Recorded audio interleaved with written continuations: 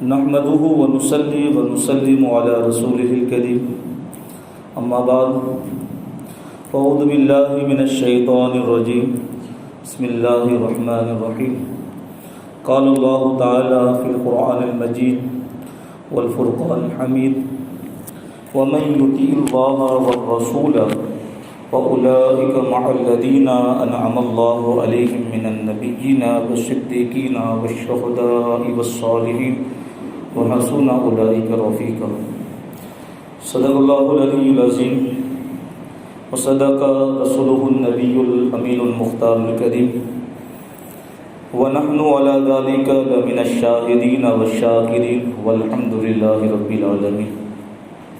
ایک بار انتہائی ادب و احترام کے ساتھ ساری کائنات کے مرکز عقیدت جناب احمد مصطفیٰ اور محمد مصطفیٰ ارواحنا فدا صلی اللہ علیہ وسلم کو حاضر و نازل نبی مان کر عالم ما کان و ما یکن مان کر آپ کی بارگاہ میں بآواز بلند ہدیہ درود پیش کریں۔ اللہم صلی علی سیدنا و مولانا محمد وبارک وسلم صلاۃ والسلام علیک یا رسول اللہ صلی اللہ تعالی علیہ وسلم۔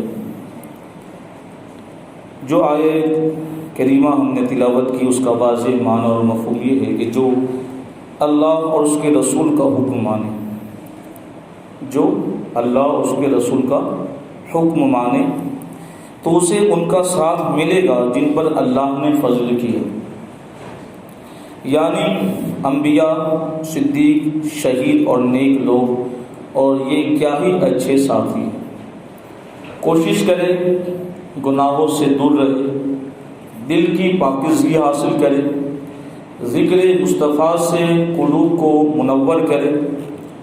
اللہ تبارک و تعالی نیک کاموں کی ہمیں توفیق عطا کرے، نبی پاک صلی اللہ علیہ وسلم کی سیرت طیبہ کو اپنانے کی توفیق عطا فرمائے۔ کوشش کرے اللہ تعالیٰ اس بارگاہ سے ہمارا تعلق مضبوط بنائے۔ دنیا پریشان ہے، دنیا کی ہر مخلوق اس وقت شدید تکلیفوں کا شکار ہے۔ لو لگائے نبی پاک صلی اللہ تعالیٰ علیہ وسلم کی زیارت ہمیں نصیب ہو جائے اور ہمارا نصیبہ جگمگا جائے۔ کوشش کریں انشاءاللہ گفتگو یہی ہے کہ نبی پاک صلی اللہ علیہ وسلم سے محبت کرنے اور محبت کے اندر پختگی اور اچھے یعنی سچے صادق سچے لوگ جو ہے محبت کرنے والے ان میں ہمارا اور آپ کا شمار ہو جائے۔ ایک بدری صحابی ہے، ایک روز انصاری صحابی نبی پاک صلی اللہ علیہ وسلم کی خدمت میں حاضر ہوئی، عرض کیا یا رسول اللہ صلی اللہ علیہ وسلم، اللہ کی قسم، توجہ سے سننا اس بات کو، کیا کہا؟ اللہ کی قسم میں آپ سے اپنی جان، اپنے مال، اپنی اولاد، اپنے اہل و عیال سے زیادہ محبت کرتا ہوں۔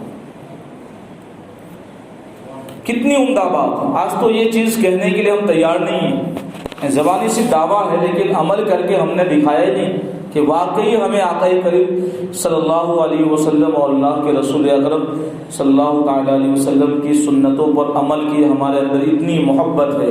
ہم دور ہوتے جا رہے ہیں، فرامین سے دور ہوتے جا رہے ہیں، اچھے کاموں سے دور ہوتے جا رہے ہیں۔ بڑھ کر محبت کرتا ہوں آپ کی بارگاہ میں، اگر میں حاضر نہ ہو پاؤں اور دیدار کا جام مجھے اگر نصیب نہ ہو، ایک دن کی بات کر رہے ہیں تو میں مر جاؤں، یہ پوزیشن اللہ اکبر۔ عرض کرنے لگے وہ انصاری صحابی، یعنی یہ عرض کر رہے اور اس کے بعد ان کی آنکھوں سے مسلسل آنسو بہنے لگے۔ نبی اکرم نے فرمایا میرے صحابی روتے کیوں ہو؟ عرض کیا یا رسول اللہ ان قریب موت ہے۔ کیا ہے؟ موت۔ اتنے پاکیزہ لوگ، ان کے دماغ میں کیا سمایا تھا موت کا تصور، اور آج ہم دنیا ہائے دنیا، بس کس طرح سے میں کیا کر جاؤں، حلال اور حرام کی بھی فکر نہیں، اچھے اور برے اخلاق میں ہمارے اندر تمیز نہیں۔ کہاں کہ عنقریب موت ہے، آپ بھی دنیا سے پردہ فرما جائے گی، وصال فرما جائے گی، مجھے بھی موت آ جائے گی۔ آپ تو نبیوں کے نبی ہے، روز قیامت جنت میں انبیاء کرام کے ساتھ بلند درجے میں رہیں گے، مجھے اگر جنت میں داخلہ نصیب ہو بھی گیا پھر بھی میں آپ سے دور رہوں گا، دیدار نہ ہو پائے گا تو پھر میں کیا کروں گا؟ دنیا میں میری یہ کیفیت ہے۔ اللہ اکبر۔ سرکار دو عالم صلی اللہ تعالی علیہ وسلم سے ان کو سچی محبت تھی، الفت تھی۔ جبرائیل علیہ السلام رب کا یہ حکم لے کے آئے، کیا وَمَن يُطِعِ اللَّهَ وَالرَّسُولَ فَأُولَٰئِكَ مَعَ الَّذِينَ أَنْعَمَ اللَّهُ مِنَ النَّبِيِّينَ وَالصِّدِّيقِينَ وَالشُّهَدَاءِ وَالصَّالِحِينَ، کہ جو اللہ کی اور رسول اللہ کی اطاعت کرتے ہیں تو اللہ تبارک و تعالی ان کو ان لوگوں کے ساتھ کر دے گا، اسے ان کا ساتھ ملے گا جن پر اللہ نے فضل کیا ہے۔ تو انعام کیسے ملا؟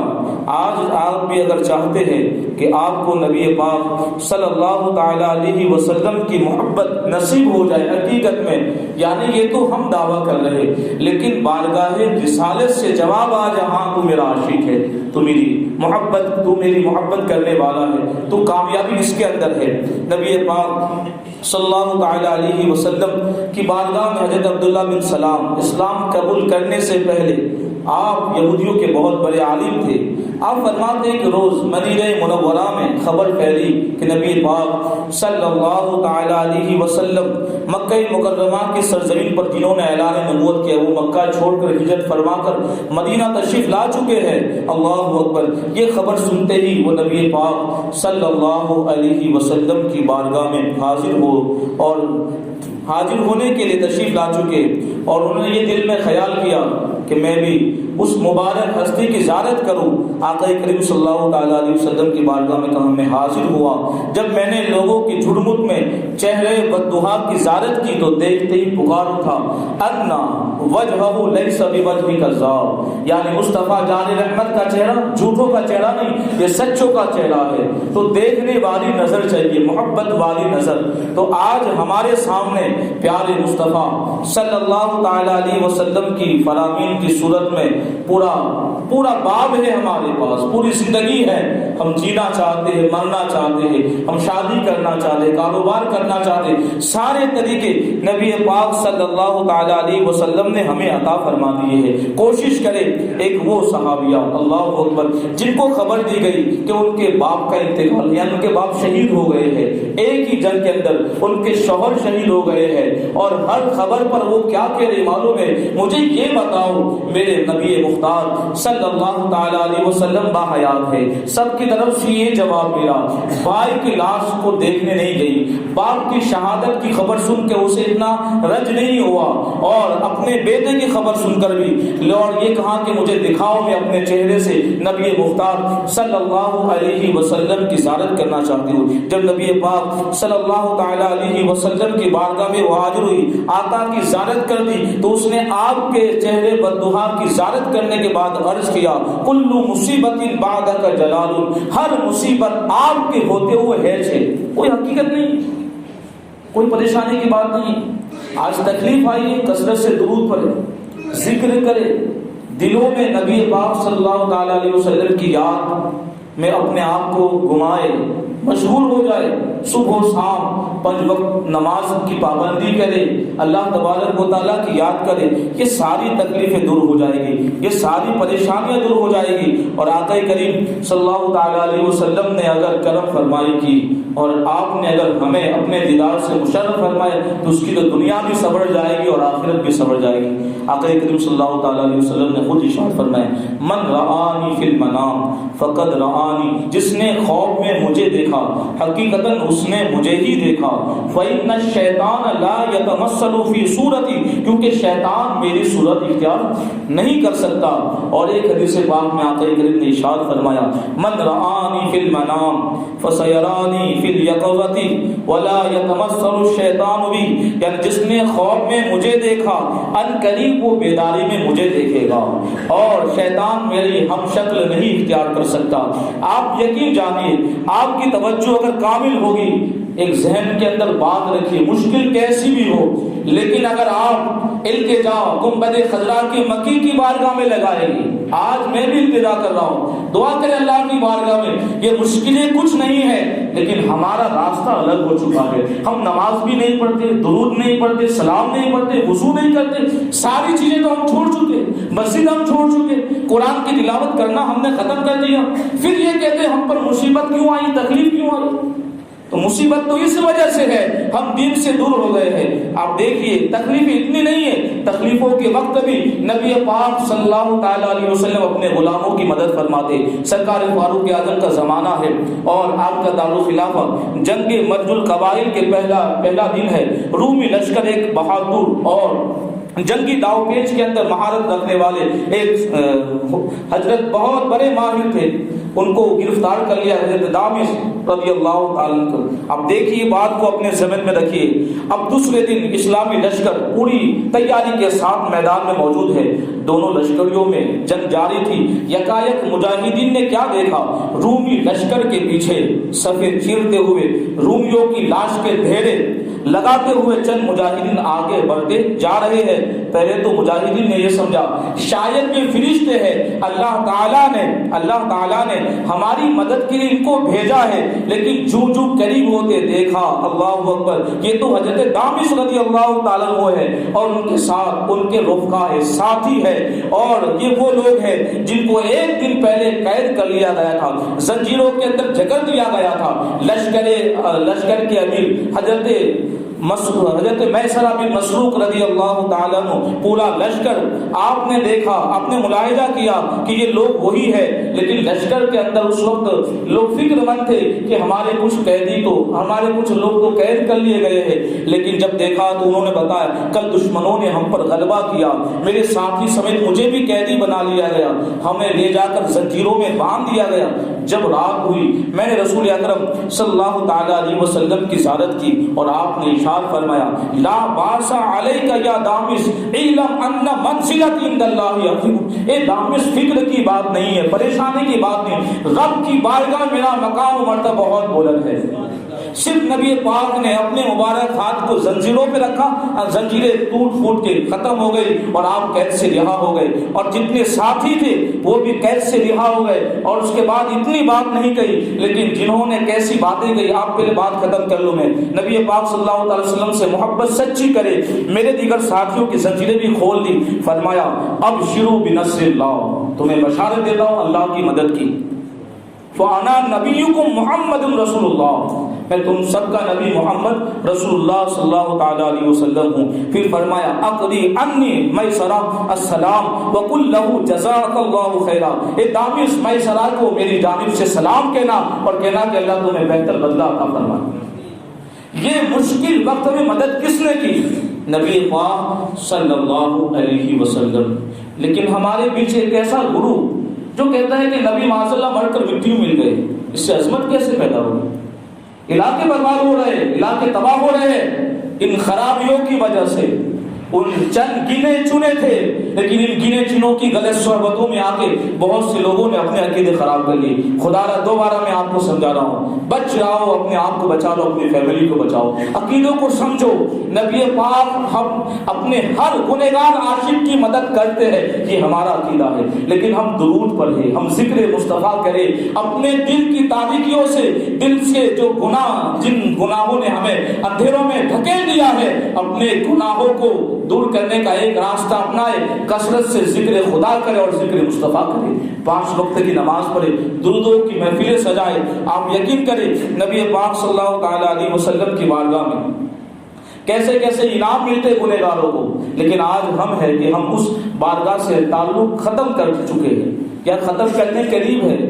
ہم جاتے کن کے پاس جو دن و رات گالیاں بولتے ہیں، جو دن و رات نمازیں نہیں پڑھتے، ہم ان کے پیچھے بھی گھوم رہے ہیں، ہم ان کو دیکھ رہے ہیں اور ان کو کیا کیا لقب آپ دے رہے ہیں۔ قربان چاہیے، میں کہہ رہا ہوں دیکھیے آج تو کیا ماحول ہو گیا ہے اور کیا طریقہ ہو گئے، آپ اشارہ سن۔ علامہ جلال الدین سیوطی رحمۃ اللہ تعالی علیہ، ایک انسان آپ کی خدمت میں حاضر عرض کیا کہ بادشاہ اسلام کی بارگاہ میں پریشان ہوں، آپ صرف میری سفارش کر دیں گے، بادشاہ میری تمام ضرورتیں پورا کریں۔ اللہ اکبر۔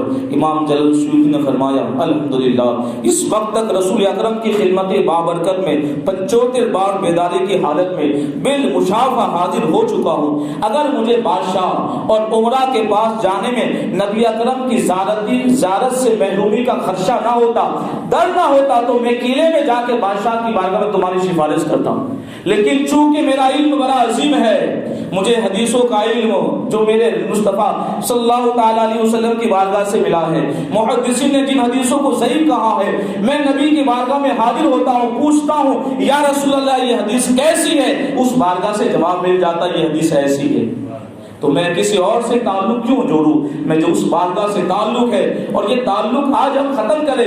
امام مالک رضی اللہ تعالیٰ فرماتے ہیں میں نے زندگی کے اندر ہر دن مصطفیٰ جان رحمت کی زیارت کی ہے، اور اگر زیارت نہ کروں تو میں ختم ہو جاؤں، یعنی میرا انتقال ہو جائے۔ اور آج ہماری کیسی پوزیشن ہے، ایک نماز نہیں پڑھتے خوف نہیں ہوتا، جھوٹ بولتے کبھی ڈر نہیں ہے، گالی دیتے کبھی خوف نہیں۔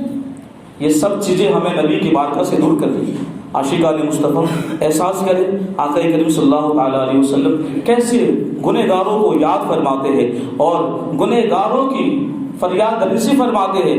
اللہ اکبر۔ امام جلال السیوطی رحمۃ اللہ تعالیٰ علیہ فرماتے آنکھ ربیع النور شریف ہے، اور ہجری سن 904 میں جمعرات کی شب میں، جمعرات کی رات میں خواب میں نبی اکرم کی زیارت کی۔ میں نے رسول اکرم کی بارگاہ میں حاضر ہوں، میں نے آپ کی بارگاہ میں حدیث پاک کی ایک کتاب جس کو میں تعریف کرنا نہیں لکھنا شروع کر چکا تھا، یا تو وہ جمع الجوامع یا جامع الکبیر کا ذکر کرتے ہیں، اور عرض کی یا رسول اللہ اگر آپ اجازت عطا فرمائے تو میں اس میں سے کچھ پڑھ کر آپ کو سناؤں۔ نبی اکرم نے فرمایا ہاتی یا شیخ الحدیث، کیا فرمایا؟ ہاتی یا شیخ الحدیث، سناؤ اے شیخ الحدیث۔ امام سلوکی فرماتے ہیں یہ بشارت میرے نزدیک دنیا اور جو کچھ دنیا میں اس سے بہتر ہے، اے نبی جس کو شیخ الحدیث کہہ کر ہوگا۔ اور آج ہمارا دعویٰ ہے کہ ہم نبی سے محبت کرتے، کبھی آئی زیارت خواب میں اس بارگاہ سے، کبھی کانوں میں آواز آئی مدینے والے کی بارگاہ سے کہ ہاں میرا عاشق تو تڑپتا ہے، میں تیرے اس کام سے راضی ہوں۔ کتنے غلط کام کرو گے آج، سنیت ہمارے غلط کاموں کی وجہ سے بدلا ہوئی۔ خدا را آپ سنی ہیں، نبی سے محبت کا دعویٰ کرتے ہیں، راتوں دن نمازیں چھوڑتے، راتوں دن غلط کام کرتے ہیں، اور آپ کے اور ہمارے غلط کام کرنے کی وجہ سے نسبت کس کی طرف جاتی ہے؟ نبی پاک صلی اللہ تعالی علیہ وسلم کی طرف۔ سدھارو اپنے آپ کو، اصلاح کریں۔ آپ ایک چیز اور محسوس کریں، ایک آدمی نے نبی اکرم صلی اللہ تعالیٰ علیہ وسلم کی خواب میں زیارت کی۔ آقا کریم صلی اللہ تعالیٰ علیہ وسلم نے فرمایا احساس کیجیے، اس انسان سے کہا کہاں کا ارادہ ہے، کہاں کا ارادہ ہے؟ میرے مصطفیٰ جان رحمت صلی اللہ علیہ وسلم کی بارگاہ میں انہوں نے التجا کی محمد بن اسماعیل بخاری کے پاس جانے کے۔ قرآن کے بعد سب سے عمدہ کتاب کے لکھنے والے بزرگ کا نام ہے امام محمد بن اسماعیل بخاری کا، ان کی بارگاہ میں جا رہا ہوں۔ نبی پاک فرماتے جانا اور اسے انہیں میری طرف سے سلام کہنا۔ آج سب کا دعویٰ ہے ہم محبت کرتے ہیں، لیکن یہ چیز تو محسوس کریں آج کتنا سب کچھ ہم کر لیتے ہیں۔ کبھی ہمارے گھروں میں خوشیاں کیوں نہیں ہو رہی ہیں؟ کبھی ہمارا باپ ہماری بات کیوں نہیں مانتا ہے؟ کبھی ہماری فیملی ہماری بات کیوں نہیں مانتی ہے؟ خاندان اور پریوار والے کیوں بکھر گئے ہیں؟ محسوس کرے، میں کہہ رہا ہوں خدا را اپنے اندر یہ جذبہ پیدا کرے۔ آج پریشانیاں صرف اس لیے ہے ہم نے نبی کا نام صرف زبان سے لینا سکھا ہے، جب دل سے سیکھ جائے گے دنیا کی ہر چیز تیرے تابع ہو جائے گی۔ ایک معمولی چیز سمجھے جس کو ہم حقیر سمجھتے ہیں، شایان شان جس کو اللہ نے جیسا دیا ہے وہ نبی کی بارگاہ میں تحفہ پیش کرے۔ کبھی لوگ کہتے ہیں یار اس نے ایسا کیا، لیکن محبت کرنے والا جب نبی کی بارگاہ میں معمولی چیز بھی پیش کرتا ہے تو نبی کی بارگاہ سے جواب آتا ہاں میرے عاشق کا یہ تحفہ بھی قبول ہے۔ بڑی بارگاہ ہے شاہ ولی اللہ محدث دہلوی، کیا نام ہے؟ شاہ ولی اللہ محدث۔ وہ اپنے والد گرامی شاہ عبد الرحیم دہلوی کا واقعہ لکھتے ہیں، بڑے عظیم محدث گزرے ان کے والد گرامی۔ کہا مجھے سیدی والد ماجد نے، میرے والد نے فرمایا کہ میں نبی اکرم صلی اللہ تعالی علیہ وسلم کی نیاز کے لیے کچھ کھانا تیار کرواتا تھا۔ کیا کرواتا؟ کچھ کھانا، یعنی میلاد شریف کے لیے۔ ایک سال کچھ فراغی نہ ہو، یعنی کچھ پیسے زیادہ میرے پاس نہیں تھے۔ سوچتا رہا، فکر کرتا رہا کہ اس بار محفل میلاد کرنی ہے، لوگوں کو نیاز کھلانی ہے، لیکن کچھ ہے نہیں، کھانا پکواؤ۔ صرف الجھن میں رہا، پریشانی میں رہا، الجھن میں رہا، لیکن کچھ کیا صرف بھنے ہوئے چنے۔ سوچیے، یعنی آپ نے جو بھون دیا کہ بھنے ہوئے چنے میرے پاس تھے بس، تو میں نے وہی لوگوں میں تقسیم کر دی۔ لیکن محبت تھی نا، تو میں نے نبی پاک صلی اللہ تعالیٰ علیہ وسلم کو خواب میں دیکھا کہ ان کے سامنے یہ چنے موجود ہیں اور نبی اکرم خوش ہو رہے ہیں۔ تو عشق والی بات، محبت والی بات، خدا را آج بھی اپنے اندر یہ بیداری پیدا کرے اور ہم غلط لوگوں کی صحبتوں سے دور ہو جائیں۔ خدا را ہمیں نفرت نہیں ہے، لیکن ہمارے محبوب مکرم صلی اللہ تعالیٰ علیہ وسلم کے عقیدے سے جو ہمیں راستہ بھٹکانا چاہتا ہے، ہم اس کے بھی دشمن ہیں، اس کے باپ کے بھی دشمن، اس کے خاندان کے بھی دشمن ہیں۔ اگر باپ کو معلوم ہے کہ میرا بیٹا غلط ہے اور علاقے میں آ کے غلط کر رہا ہے، میں نام بھی لے چکا ہوں، خدا را آپ کو دوبارہ وارننگ دے رہا ہوں، پھر آپ کا راستہ اور ان کا راستہ الگ ہے۔ ہاں، دنیاوی کاروبار آپ کی مرضی، دینی معاملات میں، دینی چیز کے اندر 1% بھی غیر مذہب کی بات ہم نہ سنیں۔ کان دیے ہیں مصطفیٰ کی باتیں سننے کے لیے، زبان دی ہے قرآن پڑھنے کے لیے اور نبی کی ثنا کرنے کے لیے ہے، اور اس لوگوں کی واقعات بیان کرنے اور سننے کے لیے ہم اپنی زندگی کو اپنا لیجیے۔ اس لیے کوشش کریں جو بھی غلط کر رہا ہے معاشرے کے اندر، اس غلط انسان سے ہم دور رہے۔ نبی پاک صلی اللہ تعالیٰ علیہ وسلم سے سچی الفت رکھیے۔ شاہ عبد الرحیم دہلوی علیہ رحمہ، جن کا ابھی میں نے ذکر کیا میلاد کا، سوچیے وہ فرماتے مجھے سخت بخار ہوا، بیماری اتنی زیادہ ہو گئی کہ مجھے ایسا لگا میں زندگی سے اب یعنی امید ٹوٹ چکی تھی، کہا کہ اب ایسا لگا اسی بیماری میں میرا انتقال ہو جائے گا۔ ظاہر تو ایسا ہی ہوا، لیکن ایک بزرگ تشریف لائے اور فرمایا بیٹے نبی پاک صلی اللہ تعالیٰ علیہ وسلم تشریف لانے والے ہیں تمہارے عیادت کے لیے۔ سوچیے تو صحیح، بزرگ کو کیسے معلوم کہ معاذ اللہ یہ وہابی کیا بول رہا ہے، اس کے عالم نے مجھے مجبوراً بولنا پڑتا ہے، کل نبی کو دیوار کے پیچھے کا علم نہیں، ان کتابوں میں اور ریکارڈ موجود ہے، اس لیے ہمیں تکلیف ہے، اور ہم کہتے ہیں کہ جنہوں نے لکھا ان لکھنے والوں کو تم غلط کرو، بس کوئی مسئلہ نہیں ہے، لیکن یہ کیوں ان غلط لوگوں کو چھوڑ دے رہے ہیں؟ تو اس لیے آپ کو کہتا ہوں کہ غلط لوگوں کا ساتھ چھوڑیے۔ شاہ عبد الرحیم رحمۃ اللہ تعالی شدید بیماری میں ہے، ایک بزرگ نے آ کے کہا کہ نبی پاک تمہاری زیارت کے لیے آنے والے ہیں، اللہ اکبر، اور اشارہ فرمایا جس طرف تمہارے قدم ہے نا اسی طرف آنے والے ہیں۔ بیماری ایسی کہ اٹھ نہیں سکتے، انہوں نے اپنے جانے والوں کو اپنے آنکھوں سے اشارہ کیا، ہاتھ بھی نہیں اٹھا سکتے، وہ سمجھ گئے اور انہوں نے آپ کے بسترے کو، چارپائی کو دوسری طرف کر دیا۔ ان بزرگ کو یہ بھی معلوم ہے کہ مصطفیٰ جان نعمت کس راستے سے آئے گے اور کہاں سے گزرے گے۔ اللہ اکبر، نبی پاک تشریف لائے اور اپنے مبارک زبان سے فرمایا کیف حالک یا بنیا، اے میرے فرزند تمہاری طبیعت کیسی ہے؟ اللہ اکبر، اور مصطفیٰ جان رحمت نے اپنے سینے مبارکہ، اپنے چہرے مبارکہ، یعنی ان کے سر کو اپنے سینے پر اٹھایا، گود میں اٹھایا، اور شاہ عبد الرحیم کے آنسو آنکھوں سے اتنے بہنے لگے کہ دامن مصطفیٰ تر ہو گئے۔ اور شاہ عبد الرحیم فرماتے اللہ اکبر، میں نے نبی پاک صلی اللہ علیہ وسلم کی زیارت کی، میری ساری بیماری سے مجھے شفا اللہ نے دے دی، اور اس کے بعد صرف دل میں یہ خیال پیدا ہوا کاش نبی پاک کے موئے مبارک اگر مجھے مل جاتے۔ زبان سے کچھ نہیں کہا، وہ دل کی بات جانتے ہیں۔ آقا نے اپنے مبارک ہاتھ کو اپنے گالے میں پھیرا، دو موئے مبارک نکل گئے، آپ نے ان کو عنایت فرما دی۔ وہ خیال کر رہے کہ یہ تو خوف کی باتیں ہیں، یہ سب چل کیا خوف میں، دل میں یہ سوچا کہ کاش اگر میں جب بیدار ہو جاؤں تو یہ میرے ہاتھ میں رہے کہ نہیں رہے، بیماری شدید ہے، تکلیف ہے۔ اللہ اکبر، اس کے بعد جب آنکھیں کھولی دیکھا کہ ہاتھ میں موئے مبارک نہیں، پریشان ہوئے کچھ دیر کے لیے، پھر اپنی آنکھوں کو بند کر کے مصطفیٰ جان رحمت کی بارگاہ میں التجا کی۔ سبحان اللہ، کیا حال ہے، کیا شان ہے، کیا مقام ہے، اتنا جو ہماری جو کیفیت ہے نا، ہم بنائے اپنے آپ کو رونے والے، انہوں نے اپنی طرف بڑھائی، آقا کریم کی پھر زیارت میسر آئی۔ سبحان اللہ، فرمائے شہزادے بیماری شدید تھی، ہو سکے کبھی دماغ میں رہا یا نہ رہا، بے ادبی نہ ہو جائے تو تمہارے تکیے کے نیچے میں نے اپنے موئے مبارک کو رکھا ہے۔ جب تکیہ اٹھائے دیکھا کہ نبی کے موئے مبارک وہاں موجود ہے۔ فریاد امتی جو کرے حال سار میں، ممکن نہیں کہ خیر بشر کو خبر نہ ہو۔